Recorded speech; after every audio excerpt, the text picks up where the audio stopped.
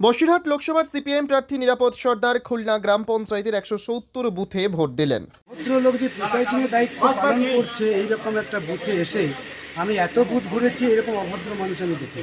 তার নিজের ব্যস্ত পর্যন্ত প্রথমত আমি ঢুকেছি, সে জানেই না, আমাকে বললো যে আপনি লাইনে দাঁড়ান। আমি তো লাইনে দাঁড়িয়ে ভোটটা দেবো, কিন্তু আপনি এখানে বসে আছেন কিসের জন্য? আপনার গলায় ওটা নেই কেন, ব্যাজ নেই কেন?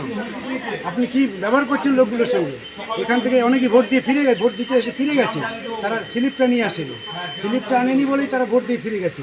এরকম কোনো আইন নেই যে স্লিপ না নিয়ে আসলে এখানে ভোট দিতে পারবে না। এপিক কার্ডটা থাকলে এপিক কার্ডটা দেখিয়ে তারা ভোট দেবে। অথচ এখানে এই জিনিস হয়েছে।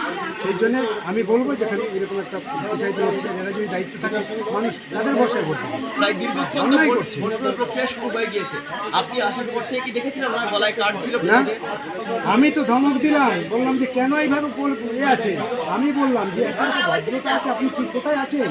পাড়ায় ক্লাবে তো বসে নেই, আপনি আছেন তো ভোট নেওয়ার জন্য। ভোট নেওয়ার জন্য যখন বসে আছেন তার তো একটা নিয়ম আছে, সেই নিয়মগুলো কি আপনার জন্য আলাদা? এই সমস্ত ভোট দিলেন, কেমন লাগলো? ভোট কি মনে হলো? বলছি আপনার কেন ভোট দিলেন? এই যে তো আমি দিলাম, হুমকি দিয়েছে, বলছে হুমকি দিয়েছে, কি বলবেন? অনেক মানুষ আবার ভোট দিতে এসেছে, ভোট দিচ্ছে বহুদিন পরে।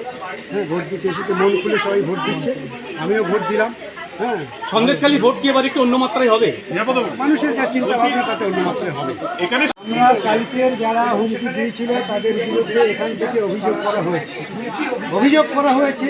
যারা এখান থেকে হুমকি দিয়েছিল, ওই যে কি নাম ওই ছেলেটার, দেবব্রত মন্ডল,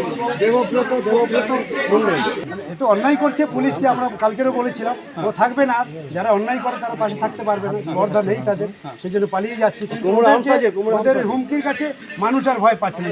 কি বলেছিল গ্রামে মানুষজন ছিল না, একজন বয়স্ক মানুষকে বেশি রাখা হয়েছিল, ওনার সামনে দিয়ে বলে যাচ্ছে, বেশি দূর আসেনি, বুথ পর্যন্ত আসেনি, খানিকটা এসে বলে গেল যে ওরা এখন কেউ তো নেই, তা ঠিক আছে, কালকে দেখে নেবো, কালকে গ্রামটা জ্বালিয়ে দেবো।